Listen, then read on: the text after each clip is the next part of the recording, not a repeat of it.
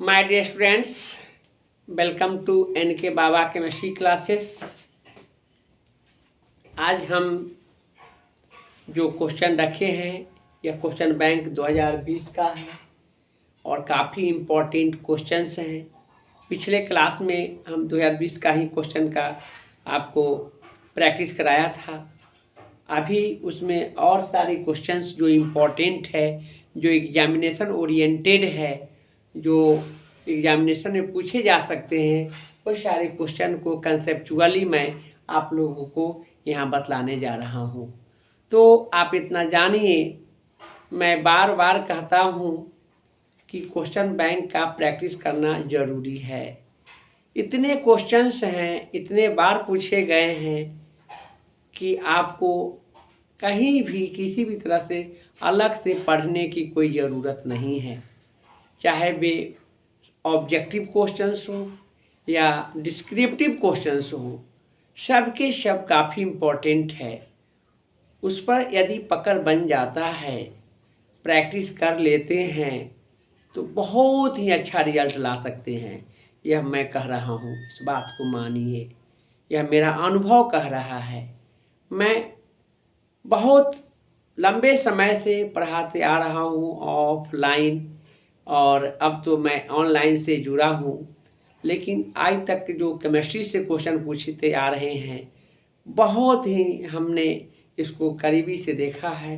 बहुत सारे क्वेश्चंस को हमने पढ़ा है और बिल्कुल और सबके सब एग्जामिनेशन में आते हैं, रिपीट करता है। इतने ना क्वेश्चंस हो गए हैं सब्सक्रिप्टिव क्वेश्चन, डिस्क्रिप्टिव क्वेश्चंस में, कि आपको सब्जेक्टिव क्वेश्चंस जो भी होंगे वह सब आप लिख सकते हैं, उसको यदि आप प्रैक्टिस कर लेते हैं तो। ऑब्जेक्टिव का भी वही हाल है, बिल्कुल रिपीट करता है। इतने ना ऑब्जेक्टिव क्वेश्चन हो गए आप लोगों के पास क्वेश्चन बैंक का, यदि आप स्टडी किए हुए हैं या मैं करा रहा हूँ उसको पढ़ते हैं, तो आपको कहीं जाने की, किसी भी तरह से भटकने की कोई आवश्यकता नहीं है।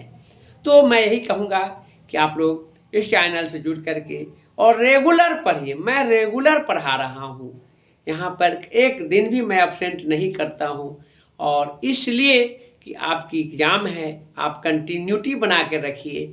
इसलिए कंटिन्यूटी के लिए ही हम रेगुलर पढ़ा रहे हैं कि आप डिसकंटिन्यूटी नहीं होइए। चैनल से जुड़े रहिए, बेहतर ढंग से आप पढ़िए। अच्छा करेंगे तो साथ साथ मेरा भी जो आप लोगों के प्रति मेहनत कर रहा हूँ वो मेरा सफल हो जाएगा। मेरा जो हर घर शिक्षा अभियान, मेरा जो एक प्रयास है, वह मेरा काफ़ी आगे तक जाएगा। आप अच्छा रिजल्ट लाएंगे, आप हैप्पी रहेंगे। आप हैप्पी रहेंगे तो बिल्कुल मैं भी हैप्पी रहूँगा।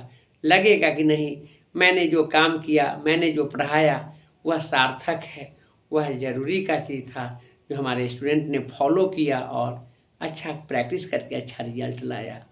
तो इतना करना आप लोगों को ज़रूरी है। अभी से कम समय है, अच्छा रिजल्ट लाना है। इसमें कॉन्फिडेंस रखिए, एनर्जेटिक रहिए, हाई मोरल को बनिए, और सब कुछ संभव है, असंभव कुछ नहीं है। ये तो छोटा सा आपका टारगेट है, रिजल्ट लाना, बिल्कुल फुलफिल कर सकते हैं। मैं जानता हूँ, आप केवल मन से तो पढ़ लीजिए। तो आज हम आपको जो, जैसा कि हमने कहा, 2020 का जो क्वेश्चंस हैं, जो रिपीट, जो बहुत इम्पोर्टेंट क्वेश्चंस है, जिसकी हम चर्चा कर रहे हैं, और सिलेबस से ही है, कुछ सिलेबस से हट करके भी कुछ क्वेश्चन बिहार बोर्ड में रहता है। सारी बातों पर हम ध्यान दिलाएंगे। तो चलिए देखिए, क्वेश्चंस हैं, the boiling points of water decrease at high mountain because atmospheric pressure is low, temperature is low, pressure is high, more air। देखिए, यहाँ पर एटमॉस्फेरिक प्रेशर लो हो जाते हैं, जिसके कारण जो है आपको वाटर जो है, वहाँ का वाटर जो है क्या हो जाता है, डिक्रीज कर जाता है। तो इसका आंसर क्या हो जाएंगे आपको, ऑस्मोटिक प्रेशर इज लो। यह आपको सॉल्यूशन चैप्टर से लिया गया है। सॉल्यूशन चैप्टर में आपको कॉलिगेटिव प्रॉपर्टीज है, वहाँ पर osmotic pressure, elevation of boiling point, depression of freezing point, relative lowering vapour pressure, colligative property, 4 types का होता है, वहीं पर इसकी चर्चा है। नेक्स्ट है which of the following is formula of methoxymethane. देखिए यह एमीन चैप्टर्स का नोमेनक्लेचर है, IUPAC नोमेनक्लेचर है। और हम एक बार और फिर से बतला दूं कि नोमेनक्लेचर जो है आपको carbon 1 2 3 first second third fourth member तक का जो भी होंगे उतना ही में से वह नोमेनक्लेचर पूछता है। कोई टॉप लेवल का नोमेनक्लेचर आज तक नहीं पूछा गया है। नॉलेज बहुत रखते हैं लेकिन छोटे छोटे बातों पर ध्यान नहीं देते हैं, इसलिए अच्छा स्कोर नहीं हो पाता है। अभी रिजल्ट लेना है इसलिए सारी बातों पर ध्यान देना है। मेथॉक्सीमेथेन, मेथेन के साथ ऑक्सीजन मेथॉक्सी है, मेथेन हो गया, यानी आंसर क्या जाएंगे, ये हो जाएंगे।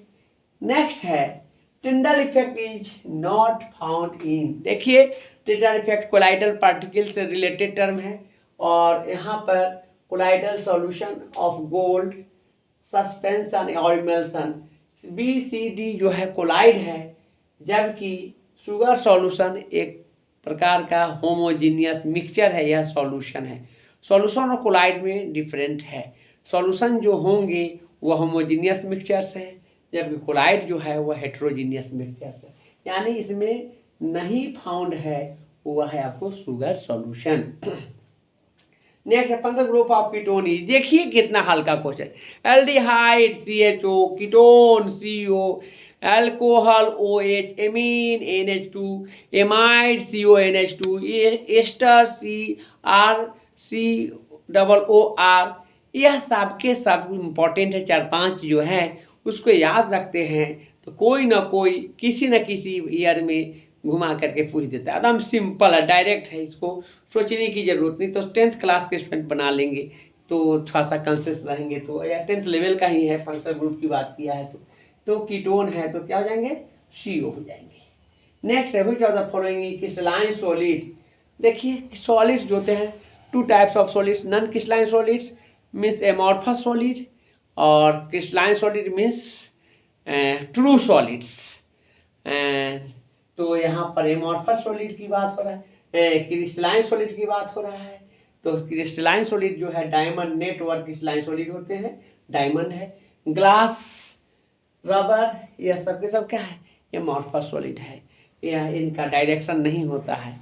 यह जो है आप जानेंगे कि यह सॉलिड है ही नहीं तो लिक्विड भी नहीं कह सकते हैं इसको, चूँकि यह सॉलिड जैसा है, सॉलिड लाइक है, तो सॉलिड सीडो सॉलिड के नाम से जाना जाता है। नेक्स्ट है which of the following acid is found in वाइनेगर।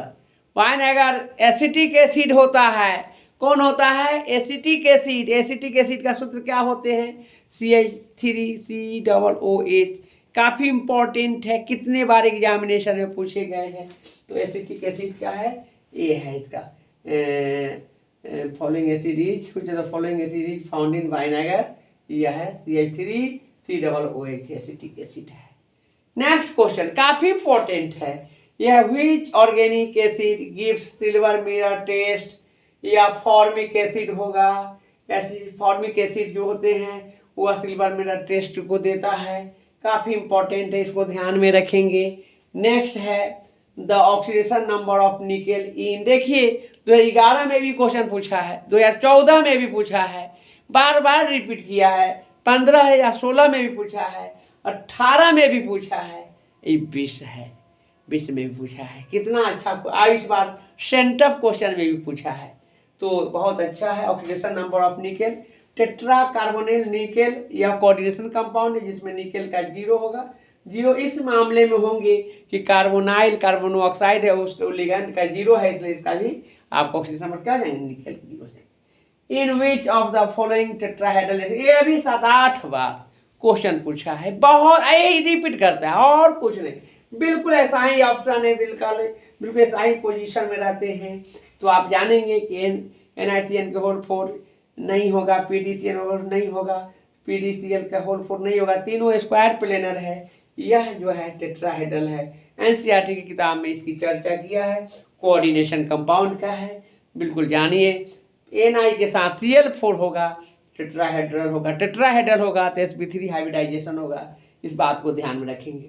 Next in HCP hexagonal close packed unit cell number of atom की जब बात होंगी तो 4 होगा, लेकिन कोऑर्डिनेशन की बात होता तो 12 होता। कोऑर्डिनेशन नंबर भी पूछे हुए हैं और यह इस बार आपको सेंटर में पूछा है, नंबर ऑफ एटम कह रहा है इसलिए 4 होगा। SC के लिए 1, BCC के लिए 2, HCP या CCP या FCC के लिए 4 होगा। अच्छा क्वेश्चन है, याद रखेंगे। नेक्स्ट है जनरल फॉर्मूला ऑफ एल्केनॉल इज, काफी इंपॉर्टेंट है। देखिए यहाँ पर देखिए CH+1 और 1 है और ये एल्काइल हो गया, OH हो गया। तो यहाँ पर CH+1 एक और H बढ़ जाएगा तो क्या CH+2 एगो है तो वो लिख दिए, यही होगा, नया है, बहुत अच्छा है। यह नीट के एग्जामिनेशन में भी पूछे हुए क्वेश्चन है, उसी को यहाँ पर रिपीट किया गया है, ध्यान रखेंगे। नेक्स्ट है which of the following oxide shows ferromagnetism. ये NCERT की बातें हैं। NCERT में आपको फेरोमैग्नेटिज्म में nickel, iron, cobalt, gadolinium and chromium dioxide की बात किया है। देखिए कितनी बारीकी से क्वेश्चन पूछा है। यह नहीं होंगे, यह आपको एंटी फेरोमैग्नेटिज्म है, यह फेरी मैग्नेटिज्म है, या कुछ कोई कैटालिस्ट होता है जो सल्फ्यूट वनाडियम पेंटाऑक्साइड है जो सल्फ्यूरिक एसिड के फॉर्मेशन में इसको कैटालिस्ट के रूप में इसका यूज किया जाता है। तो काफ़ी इंपॉर्टेंट क्वेश्चन सब हमने बताया और हल्का भी है, कुछ लॉजिकल क्वेश्चन है और बिल्कुल NCERT बेस्ड क्वेश्चन है। पढ़िए, मन लगा करके पढ़िए। मैं आप लोगों को बिल्कुल A to Z बातों को पढ़ाऊँगा। इसके अलावा NCERT का 16 चैप्टर को हम आपको ब्रीफ में तो नहीं लेकिन शॉर्टली पढ़ा देंगे, जहाँ से आपको 2 मार्क्स 5 मार्क्स और ऑब्जेक्टिव को तो कहना ही ना पड़ेगा। बिल्कुल बेहतर ढंग से आप लोग का रिजल्ट आएगा। कॉन्शियस रहिए, एक्टिव रहिए, बिल्कुल मोरल को बना के रखिए और हिम्मत रखिए, धैर्य रखिए, नहीं घबराइए, टेंशन नहीं रखिए और मन से पढ़िए। अभी से भी कुछ नहीं बिगड़ा है, अच्छा रिजल्ट लाया जा सकता है। और यह इंटरमीडिएट +2 की तैयारी के लिए आप इसी टाइप से आपको पढ़ने की ज़रूरत है। हाई लेवल कुछ ना पढ़िए, सब काम खराब हो जाएगा। नीट वाला लेवल या जी एडवांस का लेवल पर नॉलेज हो सकता है लेकिन रिजल्ट अच्छा नहीं आएगा। आपको अभी रिजल्ट की ज़रूरत है। रिजल्ट के लिए क्वेश्चन बैंक और मैं जो पढ़ाऊँगा उसको पढ़ते जाइए, बेहतर रिजल्ट लाएंगे। तो आज के लिए हम इतना ही रखते हैं, फिर नेक्स्ट क्लास में हम आगे इस क्वेश्चन को आगे बढ़ाते हुए 2021 का क्वेश्चन पढ़ाएंगे।